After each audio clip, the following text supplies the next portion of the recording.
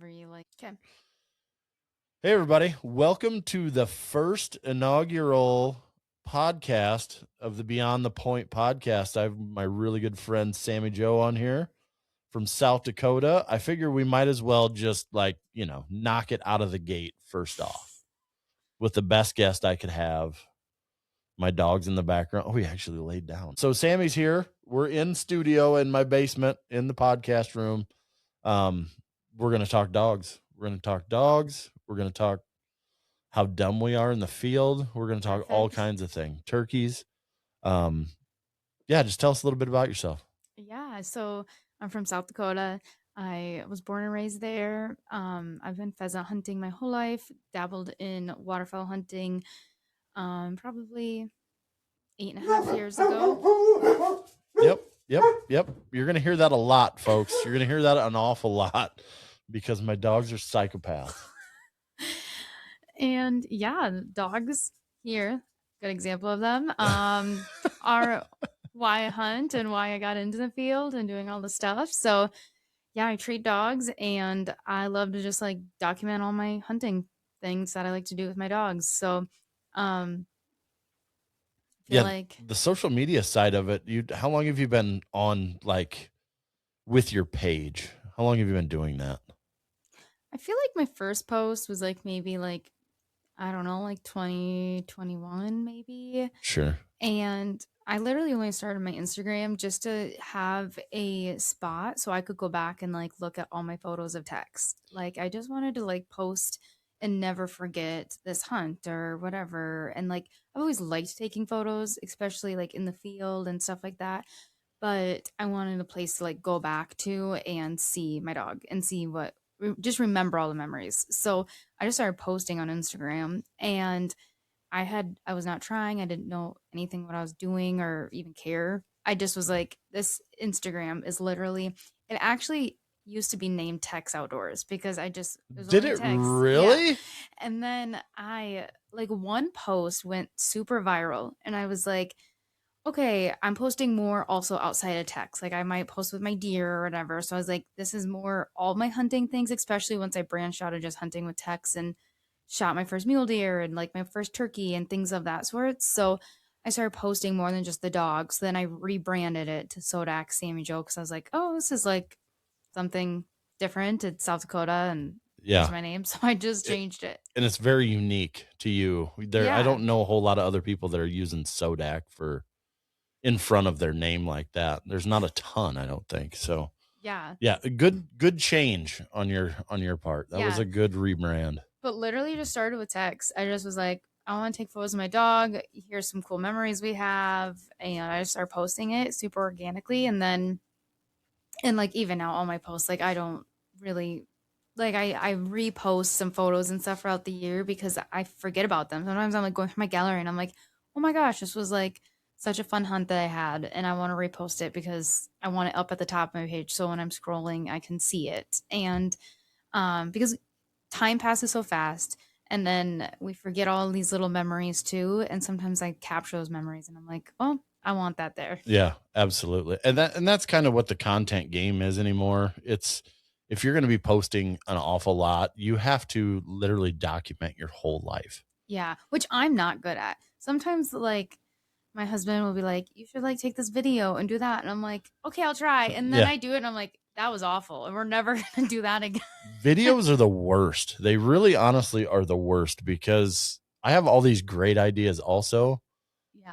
but I'm not in them. So it's like this isn't like going to work very well because I'm not in this stuff. So it's just not it's just not something that happens all the time. I've got tons of video of my dogs, Yeah. but I don't have any of myself. So when I get to actually go hunting with other people that document stuff, I finally get stuff, Yeah. of No, I totally myself. get So it that. it just sucks sometimes. Yeah. And like you said, yeah, I feel like I'm always taking the photos or the videos or whatever. And I'm really bad about like in the hunt having like photos and videos happening. Like typically I'm like, okay, we got through the field and I can snap a couple quick photos or Mm. whatever. But I need to get better at like in the moment in those things, which like I'm just really bad at. I just haven't like branched out and tried that. I just had like the meta glasses, and Yep. even then, half the time I don't wear them because I'm like, oh, I'm ready to go, and I Yeah. just go out in the field, and I'm like, oh, I wish I was recording that one, or I wish like that was a super cool retrieve. I wish I had my phone, and Yep. like it just doesn't happen all the time. So Yeah, and that it's the worst because it's usually the bangers that you have yeah, when you forget your stuff in the truck, yeah, or you just decide not to take it. Like this year when we went to the with the flush, and I went out to South Dakota, it was the most epic prairie chicken hunt that I've ever been on in my life, and I made a point of the whole hunt to not. I mean, they've got all the cameras. I don't really need to take the camera, so I left all of my equipment in the truck, and I just hunted, and it was so much freaking fun. yeah, But man alive, would I love to have some of the footage that we had from my yeah, GoPro, just to have it. But it is what it is. yeah.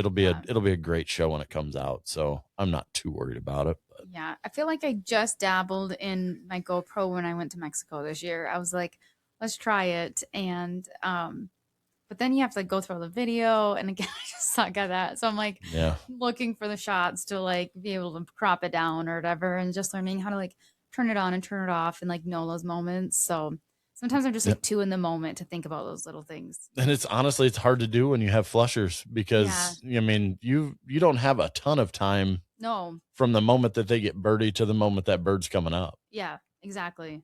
to where my idiots I can somewhat get Yeah, halfway ready.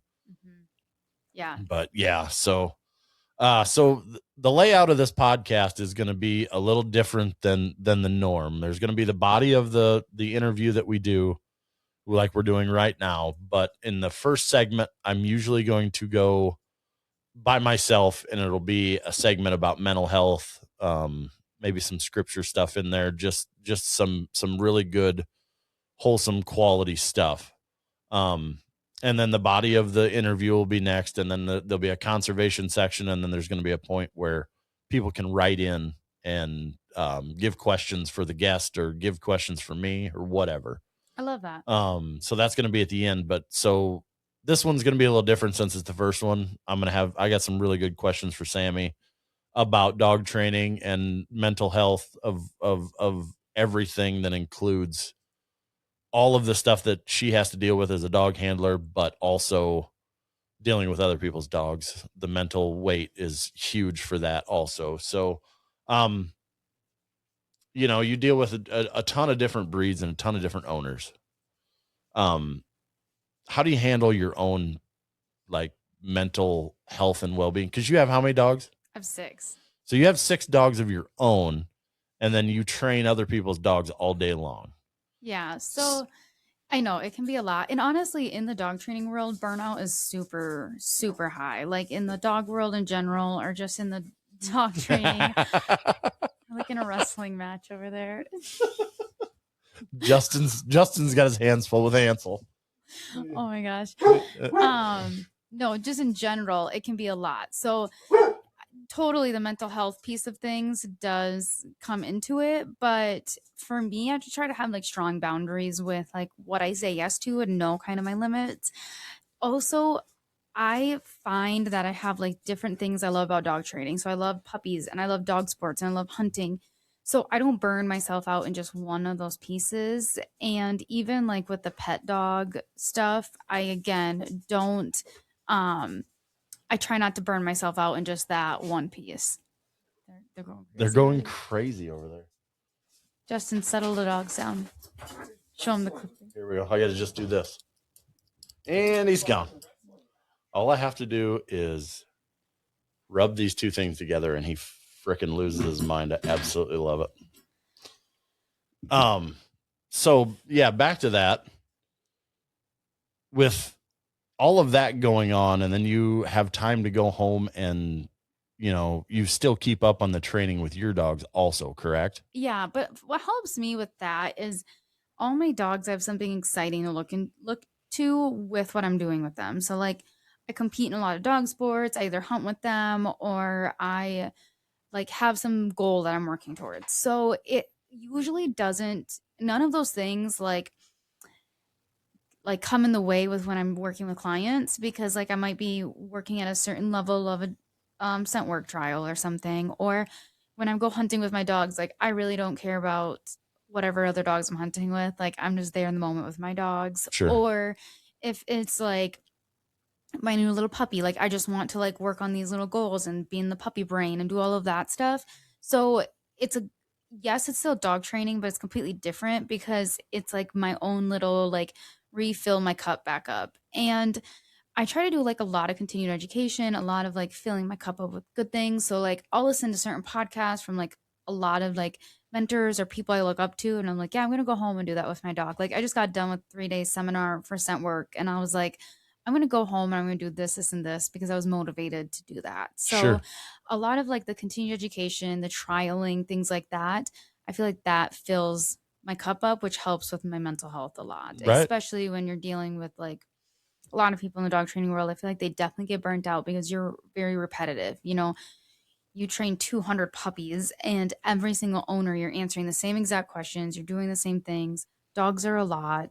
You know, you're dealing with either an owner that should have this puppy and it's really rejuvenating, or this owner that shouldn't have this kind of dog, or maybe they just got led down the wrong road of like a good dog for them, or they bought a cruddy doodle. Like it's all these things. So I feel like having really good clients that I can really adore is great. Having my own dogs as an outlet, and then just always like not being boxed into the same thing. You know, like I try to be a student always and just learn new Right. things. Do you have now some people that reach out to you before they get a breed, before they get a dog, and you kind of like Yeah. judge by the person to say, okay, you should probably go with this breed instead of, a doodle or a Rottweiler or something, Yeah. something that doesn't fit. Is there a lot of people that come to you and ask that?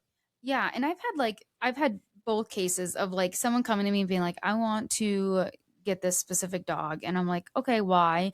And I'll help them like coach them into that breed or out of that breed. Or I'll have people who book like lessons with me before they get their puppy. They've already decided on their puppy, and I'm like, "Okay, cool." Which can be good or bad. Like I've had a client who booked their lesson with me before they brought home their puppy, and it was a nightmare, and it was nothing that they could do differently. And I was like, let me help you get your second dog. Like, you just let me take over the reins. And I was really thankful they trusted me to do that because their second dog is way better than their first dog. And they did everything right with their first dog. They just have a really cruddy bred dog that we couldn't change the genetics of. Sure. So letting me help them at least like gave them the ability to be like, I'll back you with this dog. I'll back you with this decision. I've done the research. I know the questions to ask. And or I just know the connections. I know who to ask to find what connection works and figure out like what dog I can pair you with. So I get both. Like, and then I get some people, yeah, who'll be like, I really want this breed. And I'm like, okay, that's not the best breed for Right. you. Or I'll just have people like, oh, I'm deciding on what dog I want. And I'll be like, okay, what's your lifestyle? What kind of grooming do you want? Like, no one ever thinks about grooming. They'll like be like, I want a dog that doesn't shed. Okay, cool. If you don't want a dog that doesn't shed, are you ready to fork up to $200 a month to groom them? Like Yes.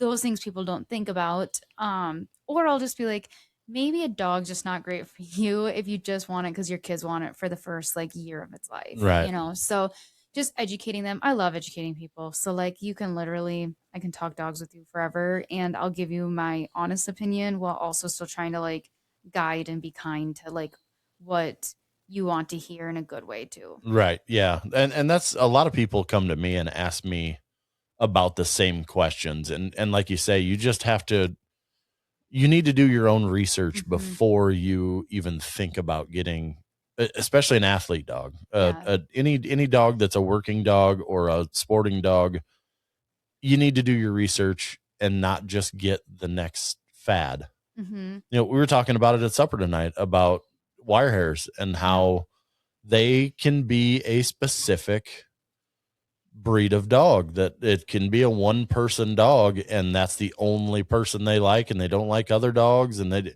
you just have to find the right breeder and the right place. And if you have to have the commitment to the dog because it's not the dog's fault. Yeah.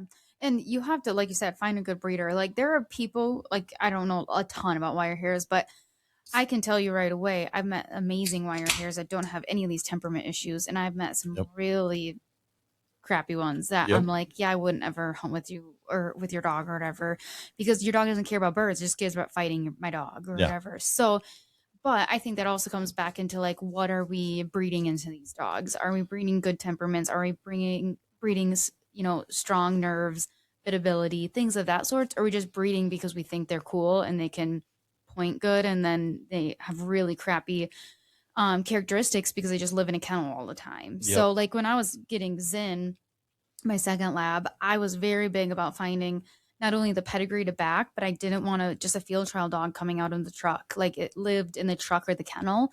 I wanted a dog that the owner or the breeder hunted with the dog, lived in the home, like had those interactions, because genetically I wanted all of that backing into the pedigree of this dog. So it's not just the hunt test or my dog can hunt all day. I wanted the temperament and the bidability and all of these things that matter to me too. Right. Right. Yeah, that it goes a long way with people picking out the right dog for them. It's a process, and you know, like you said, the right breeder, and it just sucks because there's so many people that are out just to make a buck. And if you're really breeding good dogs, you're not making money. You're just No. barely making it Yeah. by, but you are just trying your best to put out the best next generation of these puppies. Yes, So exactly. Exactly. So how do you get your dog to transition from hunting season to, we made the comment about Mac right now, how he probably needs to go on a little bit of a diet. Mac does need to go on diet. That And is on he's record. been on a diet, for the record. He's been on a diet, but I think he gets into his brother's food too. I don't know. Well, like there, I think people overlook nutrition a lot. Like, I think people will be like, well, I need to increase their walks. And I'm like, actually, you just need to decrease what you're putting in the bowl. Right. And I think that helps a lot. Also, like feeding the dog in front of you, like my six dogs, like I change their food every other day pretty much. Like I'll look at them and I'll be like, yeah, we just really burned a lot of calories over the weekend. You look a little thin. I'll add some food.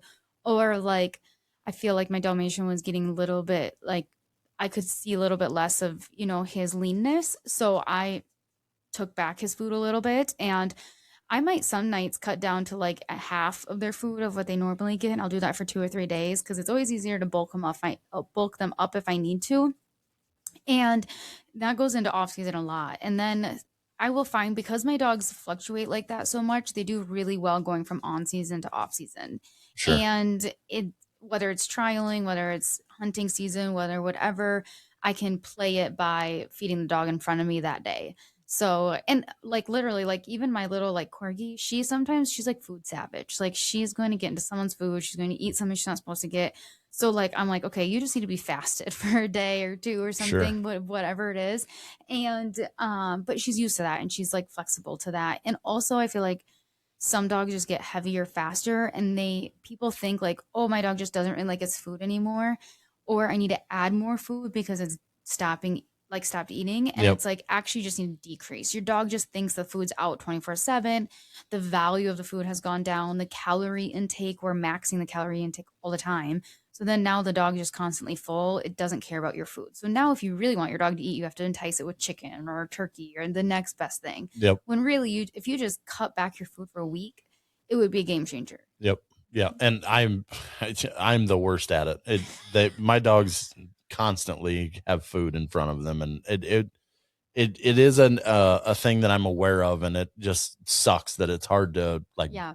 fix it. It Yeah. really is. And I also schedule, like I don't let my dogs free feed. They are on a schedule, and I only feed my dogs once a day in the off season. In the hunting season, if I know we're gonna hunt somewhere super cold or I know we're gonna hunt super long, I do feed them small amounts, like either morning and night or throughout the day even.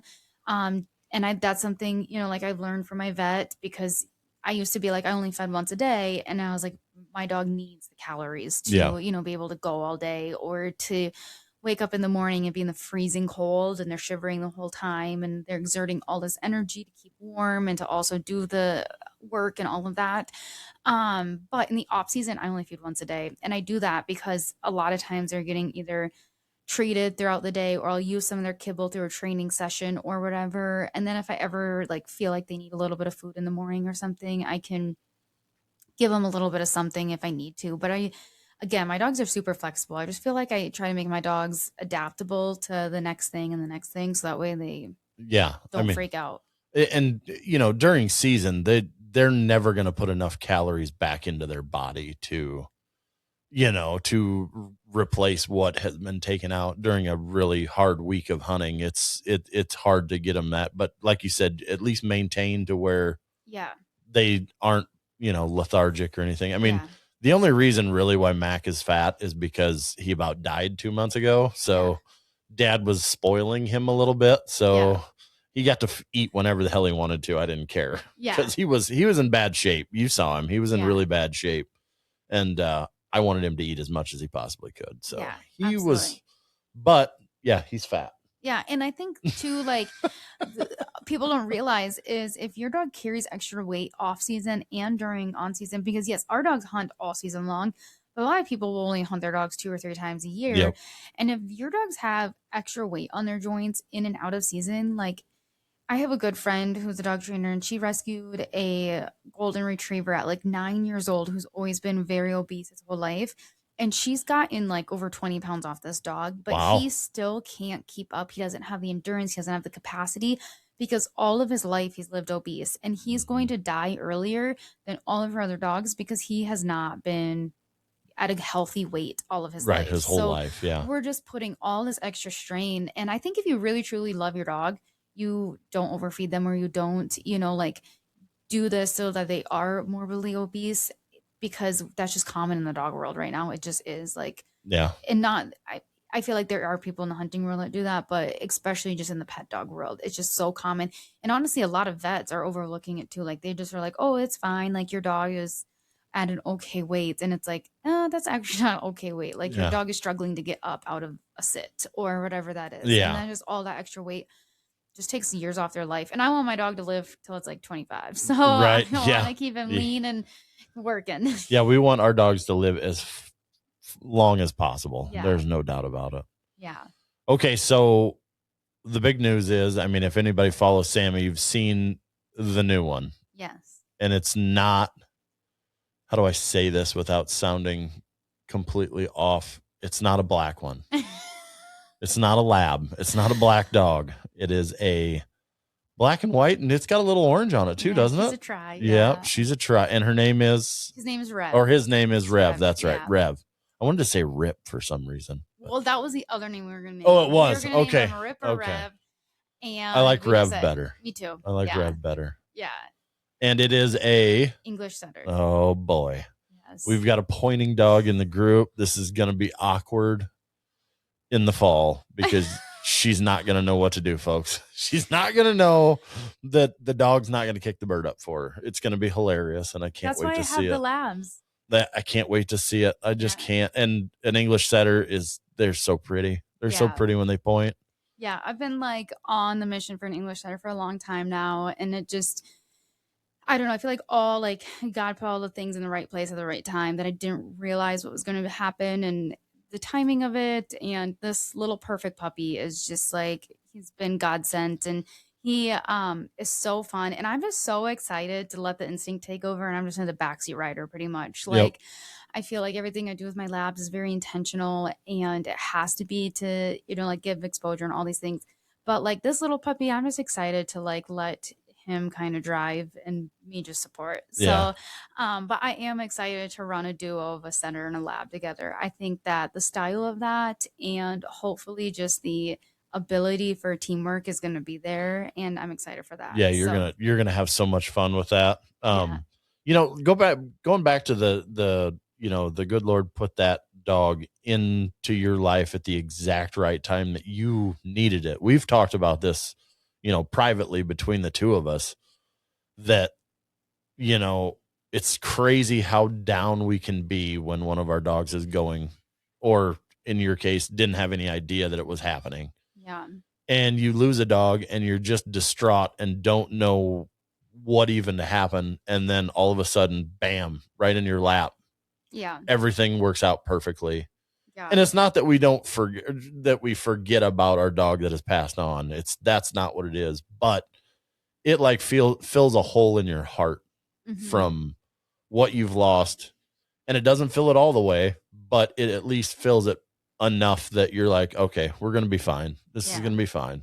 Yeah. And it's just so awesome. Yeah, no, for sure. He totally was just like yes, planned, like a setter was planned, but the timing of this just wasn't planned, and it was a very like I knew I was going to get a puppy, but I kind of thought it was going to be in November, and this little puppy came available, and thankfully like Tyler was like, "Hey, he's available, and if you want him, like he can be yours." And I was just like, "Oh my word!" Like I just lost my other dog like 4 weeks ago, but like timing wise, like I'd rather build up this baby puppy in the summertime than in the winter. And he, I don't know they're why they think somebody's here. they very well think that somebody's here.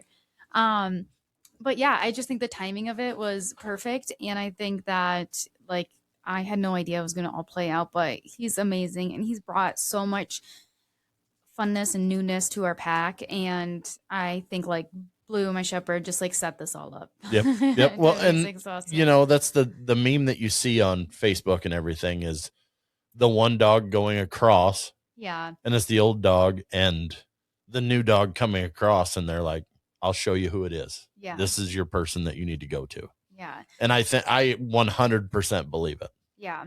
Like I think it's funny because after I lost Blue, she was my only tan dog in the pack. Yeah. And I had only black and white or all black dogs, and I was like, going forward, I just only want black and white from here on out.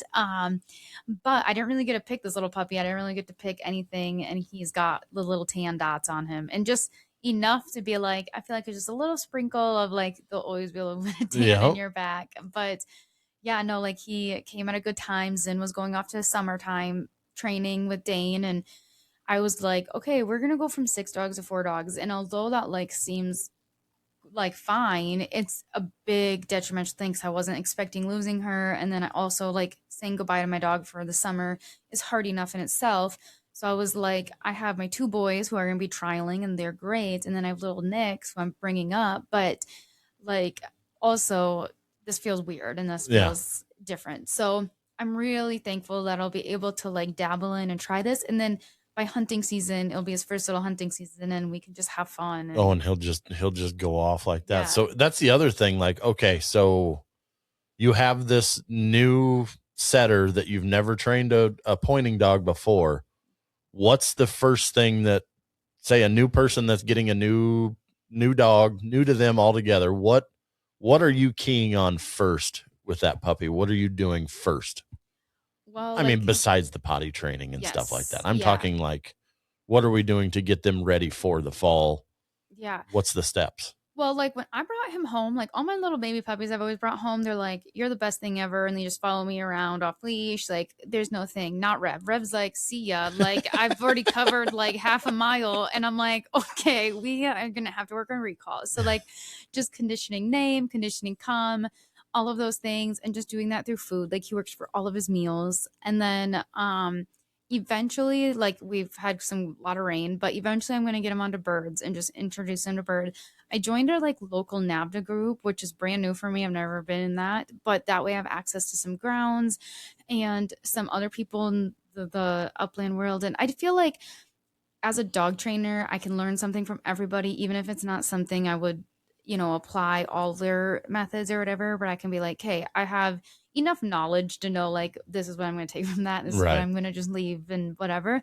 So I'm hoping to like be exposed to just like a new way to like bring out instinct. Like I'm not worried about retrieves and things of that sorts. I just want this dog to love birds and for the instinct to come out. And I did my research of finding a breeder who is going to be putting out a lot of instinct and a lot of style, a lot of, things because he is coming from great lines. So hopefully if you pick out a good dog, you don't really have to find yourself like diddly daddling with these details. Like you're letting a lot of this come out on itself. So right now his main goal is working for food, knowing that he has to come when called.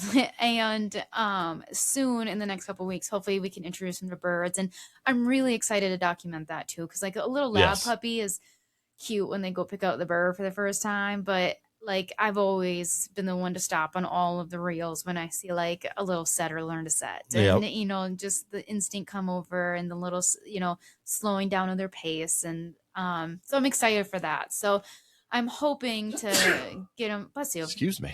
hoping to get him on birds here in the next little bit and just see the little natural instinct. And then all summer long, I just hope to like build his confidence to just keep doing it and doing it. And then hopefully by hunting season, I can integrate, the labs and the setter together. So I don't want to instill any bad habits on him, but I also don't want there to be, like, I want there to be a good dance of like a lot of confidence, a lot of go do it yourself, but also a lot of control in some ways where you're not like we're gonna be hunting South Dakota, so I can't have him 600 yards out. That's just not applicable to where we hunt or what we hunt. But maybe when we're grouse hunting, because I've never been doing that. But I think I'll just learn so much more with him while also being able to tap into a world I just haven't done yet with a setter. Yeah, it's a whole different thing. It with a pointing dog, it's more of you're hoping for the natural ability and then you just polish it a little bit, Yep. Yeah. It's and like the style and the art of it. Yeah. yes, yeah, because they're all wound a little tight. They're not like a lab that wants to please you, like Yeah. that's all they care about, right? Yep. They want to go, and after a while they finally realize it's a team Yeah. deal, and that's what you really need to figure out and get them to think that way, that it's okay. The only way that you're going to get rewarded by getting the bird is if you make sure that you're close enough to me and not bump it, that I can shoot it, and then you get the bird and get the reward. So Yeah.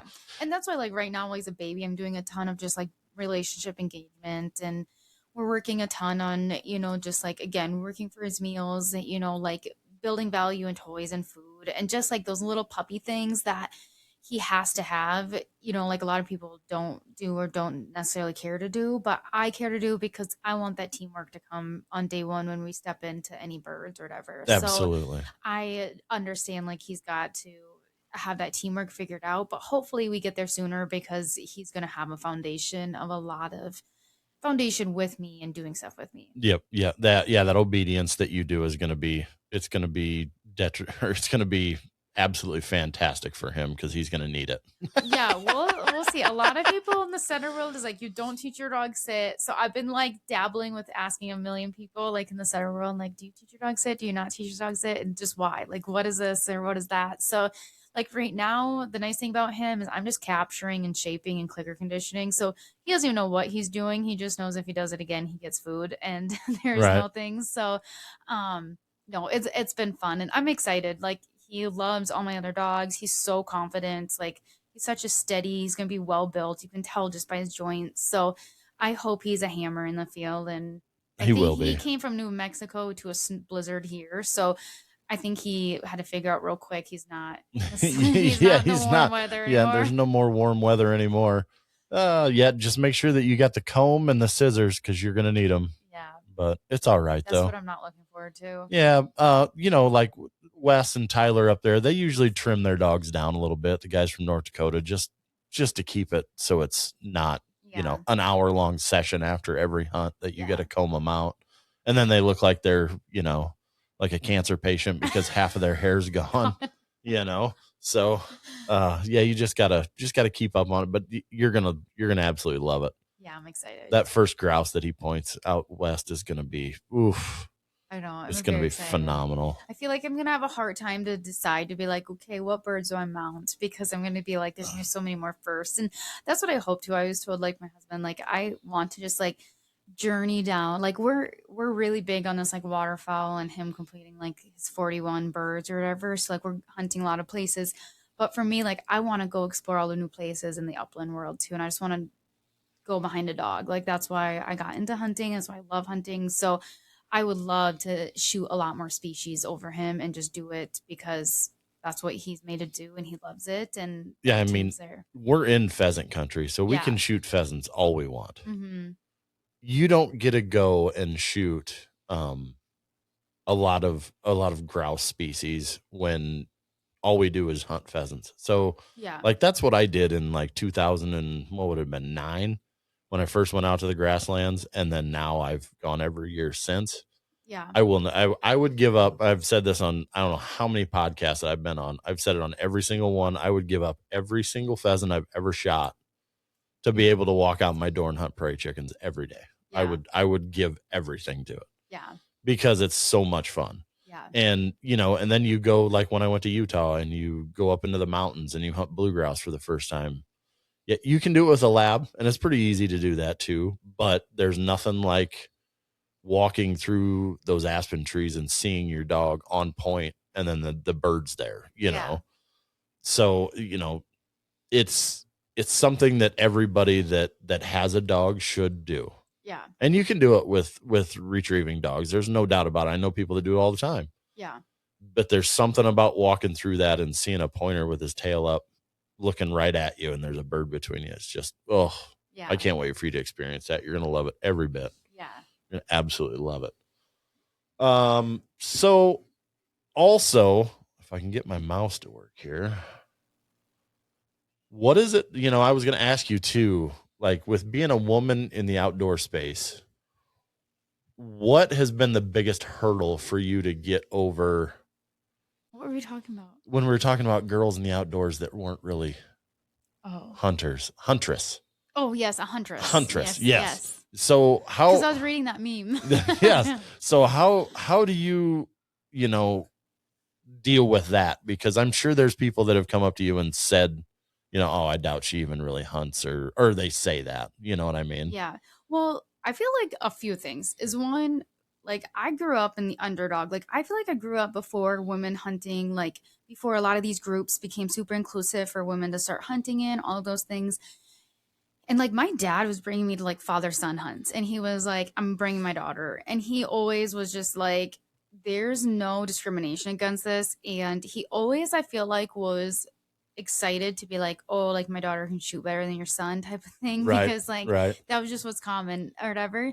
So I feel like I grew up and my dad was very good at empowering me. He was just like, just because you're the only girl out there doesn't mean that like you need to feel bad or insecure or scared or whatever. Like, do what we've been doing and do what, like, whatever. Like, know you have all the experience under your belt. And I feel like that just empowered me to, like, love being outdoors. Like, I didn't feel, and he also made it easy for me to get into. Like, sometimes I feel like there's women out there and they're like, my husband's gone during this hunting season and that or whatever.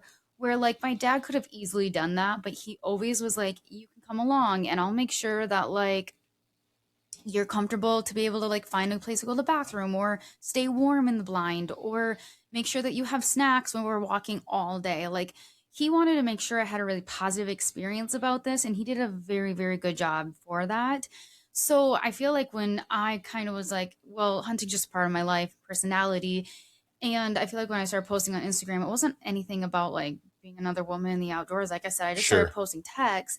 And I love being with people who like finally get the like, oh my gosh, that's amazing in the hunting field. And whether they're women or male, I feel like I love being a part of that. I feel like my struggle is sometimes I like meet men and they're like, I'm the best hunter ever. And I'm like, oh yeah, like what'd you hunt this year? And they're like, well, I have an overweight lab and we've gone out twice and we've like shot like four things. Or they just exaggerate it so much and you're just like, you're lying. And you're like, this is just a waste of my time. Like, I don't really care, like, Right. whatever. But I also feel like I don't try to prove myself. I'm just like, if you know me, if you run in my circle, if you know these things, like, everything. I try to be as authentic as I can. And, like, yes, documenting your life is super hard. Like, I Yeah. should be better at that. But, like, I just don't want to come off as someone I'm not. Yeah. And I feel like that's easy to do in the hunting world where, like, I feel like we just try to grind it out. Even if I don't want to grind it out, my husband's like, you're doing it. We're going this. We're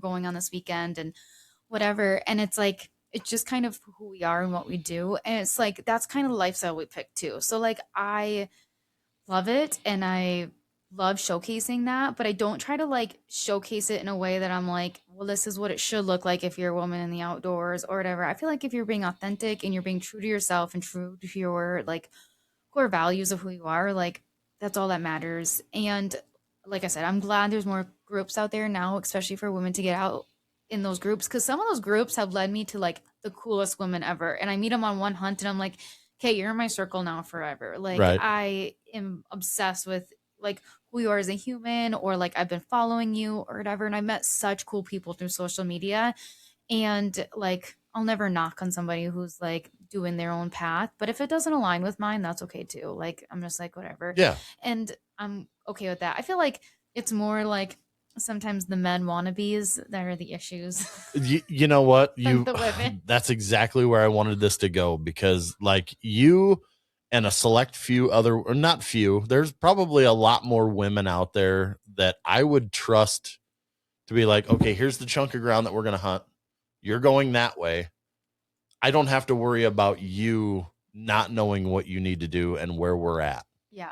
There's some guys that I hunt with that are lost and could not do that. Yeah. And like you said, there's probably more guys out there that are more of the what's the word I'm trying to look for here, wannabes than a lot of the women that are in the upland space for sure. Yeah.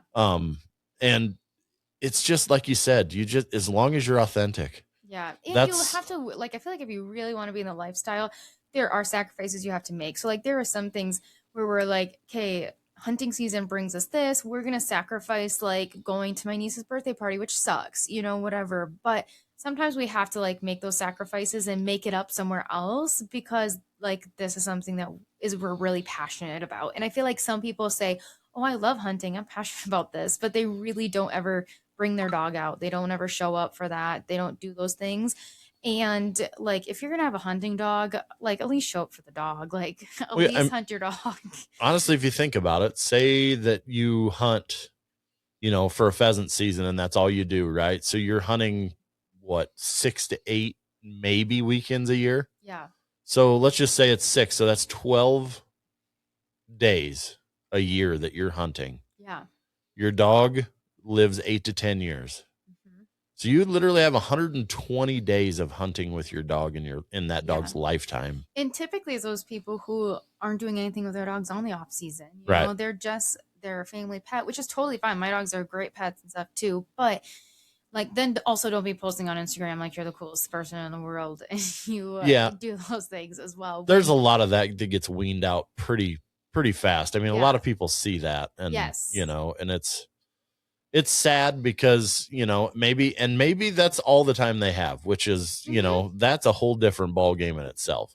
Yeah. If that's all the time you have to hunt, then, and you're making the most of it as much as you can, absolutely. And I think that's the people who are doing it like very authentically and very those things. Like a guy that we got to go. Can you hear how bad he's snoring over there? He is absolutely his ridiculous. Nose is like pressed against the thing, which is just amplifying it. No, but I like gentleman that we hunted with this year, like it was his first like real duck season hunting and he has very limited availability, but he made the most of every single moment he had out there. And being along for a lot of his first was really cool. And you could just see the light in his eyes light up. And, he's never going to be one of those guys that can, sacrifice his job and things of that sort.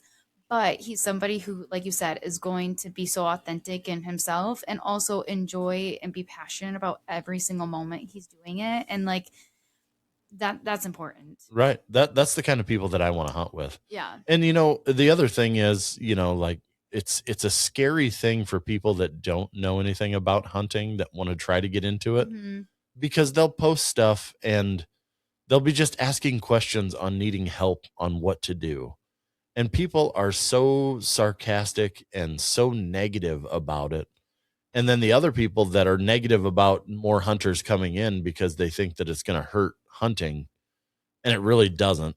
But it's extremely hard for people to get into this that have never done it before. And it just sucks because, people like you, people like me, people like a few other people try their best to encourage people to take a chance and go try to get your own food, try to harvest your own birds and deer and everything else. And to be somebody that doesn't post all the negative stuff and just, that's kind of like why you and I are friends, because we have the same mindset. We don't want to push anybody away. We want to bring more people in. And those are the kind of people that I want to go hunting with. I don't want people that are just putting people down all the time or you're doing it the wrong way, or you can literally hunt any way that you want to as long as you're safe. Yeah.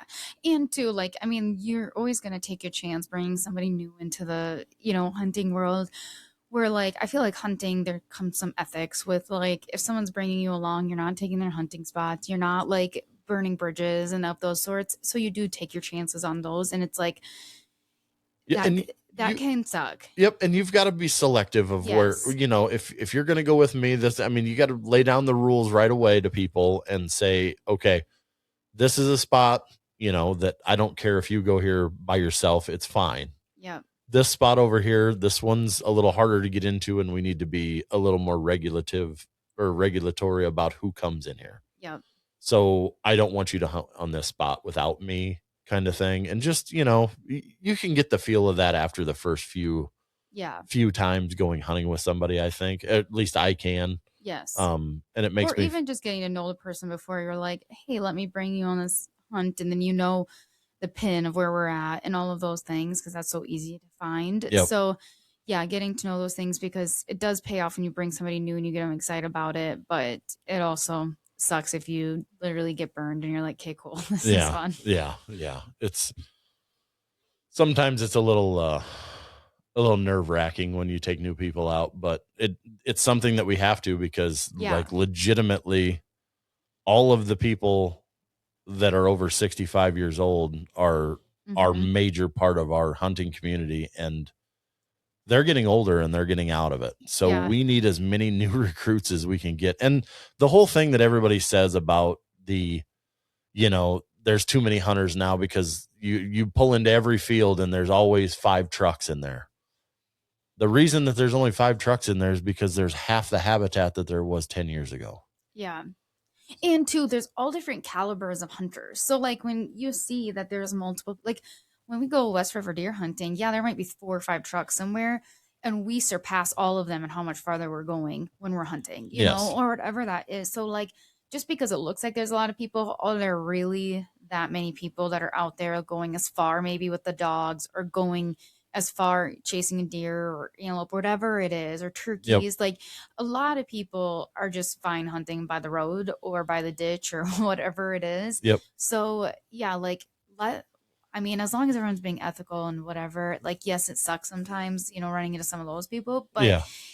there's all different calibers, which again, like the habitat plays into that as well. But just in that off chance, like when people just pull up and freak out right away, it's like, okay, but if you actually look into it, those people are in completely different spaces, or those people over there, like where we're going, it's not even going to be a big deal. Exactly. Exactly. And if we had half the habitat we had 10 years ago, if not 20 years ago, there would be so much more room for people to actually, hunt. I'm talking birds more than Yeah. anything.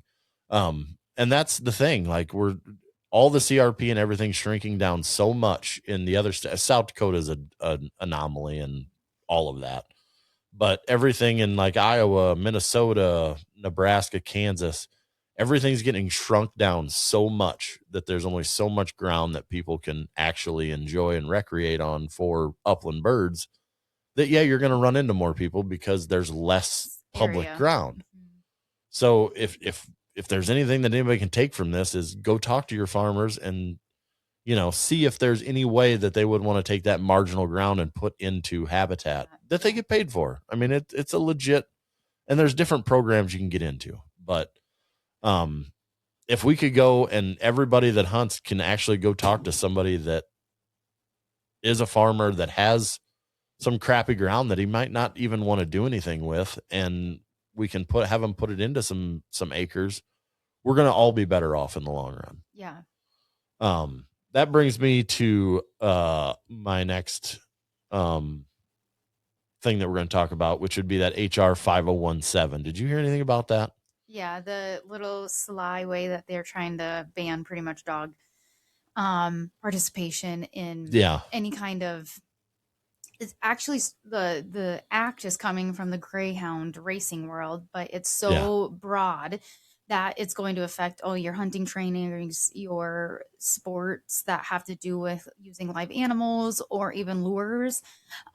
So it's going to affect not only the dog sport world, but it's going to affect a huge portion of the hunting people that train dogs. Like, um, Even we were talking the other day, even working dogs, even cattle dogs, that's 100%, yeah. sheep Because dogs, the all big of that stuff. because the biggest thing is if they get in and they crush the ability to be able to use, like, how it's going to affect the hunting dogs is no one's going to be able to use birds to train. So you're not going to be able to use live or dead birds to train.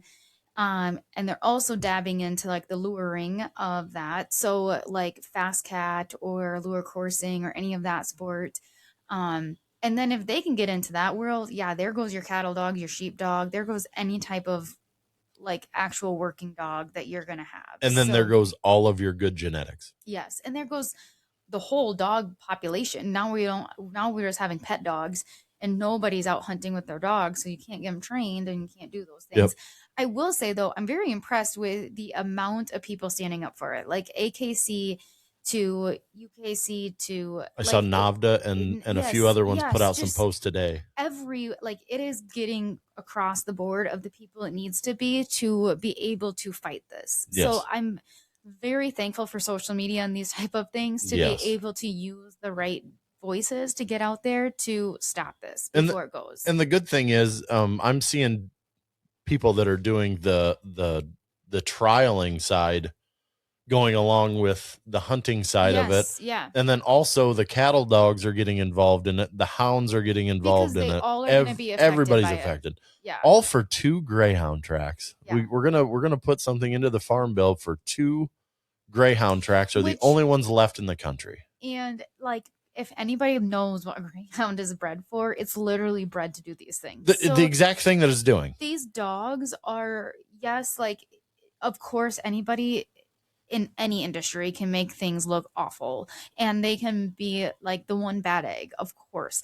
But if we're looking at like the dogs truly doing what genetically they want to do, it's just like racehorses. They want to chase, they want to do those things, and that's what they're bred for. So unless you're ready to just get rid of greyhounds in general, Yeah. like they are not going to be the dogs that are just sleeping on the couches all day every day. Well, thank God for the coyote hunters out west that are using greyhounds Yeah. now as a purpose for coyote hounds, because Yeah.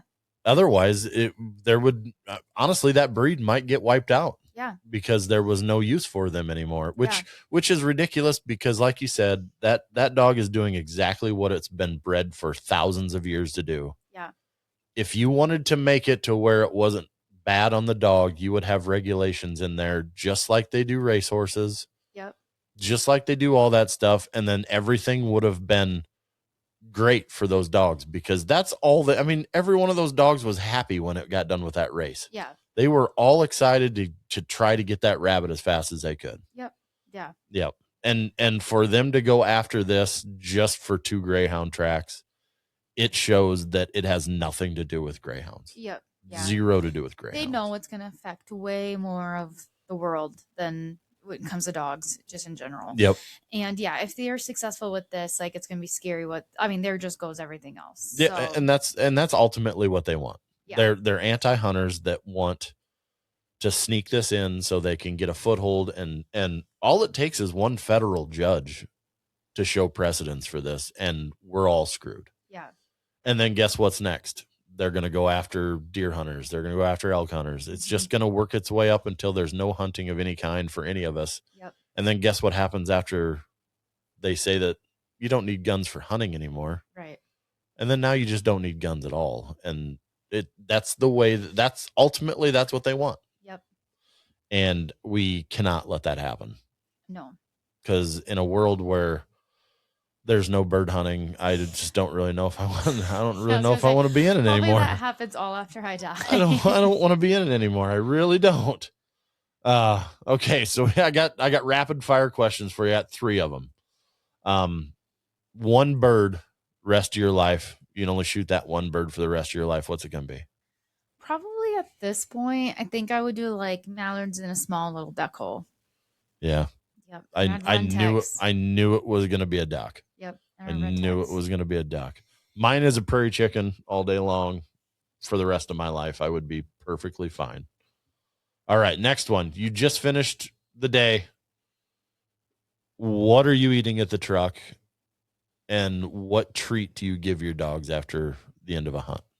Do you give them anything? No, I I don't. don't I'm really just either. like, dogs, get in the kennel. You're dirty. You're Yeah. filthy, or whatever. Depending on what we're hunting or where we're hunting, Tex usually rides in the truck with me. And if we go to the gas station, that's usually where I go. Like, we'll just head to the gas station, and I usually am like getting a Celsius Yep. and like either like a little personal pizza type of thing or Subway. Like, I love Subway Do you too. really? Yes, I do love Huh. Subway. What's the sub then? Oh, I get a flatbread and I toast it, and it's like a turkey with all of the veggies on it. Got it. Got it. Yes. So when I go on a long hunting trip, I'll get those dehydrated like pucks. Those like I don't That know, sounds awful. for the dogs, not for me. Oh, Not I was not for like, me. I was like, So they're like packed with protein, like a lot of protein in there, oh, but yes, they're the yes, yes. dehydrated like little puck looking things. Yeah, So I'll give them one of those like when we're done for the day, just to give them something to eat. yeah. I Um, do like if I'm in the field, that new stuff that is kind of making its waves, that retriever fuel. I've yep, been giving my dogs some of that, and they've really liked that, especially if we're hunting thick cattails. sure. Where they're getting tired, like when they get back in the truck or whatever, I might give them some of that. Otherwise, I try to get them fed, close to right when we get home or Right. something like that. Get them calories back in. Yep. On that long trips that we take to North Dakota, I have a little thing of honey that I keep in my Yeah, pocket I've to heard honey is a big thing. Yeah, just in case their blood sugar gets a little low or whatever you want to call it, yeah, and they start acting weird. I give them that, and it's just snap of the finger, and they're back right at it with all that sugar, yeah. and it's good. I've overdone it with Tex one time in Canada, and like had I fed him before or had I given him something right after, I think he would have bounced back a lot faster. But Yep. I also feel like you don't know what you don't know until you experience it with your dog, and then you become a more knowledgeable dog hunter or dog handler and hunter with your dog. So like after that, I was like, bam, I just need to have this in place. So Yep. yeah, something to rejuvenate those dogs back up when they are exerting all of their calories. Absolutely. Yeah. Absolutely. Okay, the last one. If you want people to remember one thing about you, give me something, 3 words. What if somebody, like, after you're gone, and your grandkids are saying, if you would have known her, this is the 3 things that she would have said. You know what I mean? Well, I feel like my personal like mission statement in life, just like things I try to always like be purposeful with, is like first like inspiring, like what you can do to inspire or educate in whatever world you're in. So if it's like an inspiration in the dog or inspiration in the hunting or even inspiration in like somebody finding like their thing, and also connection. I'm really big about like finding your people, finding good connections, and also just kind of like shooting your shot with those things and finding really cool connections that you guys fit together. And I just feel like the world is so cool when you can get connected with the right people.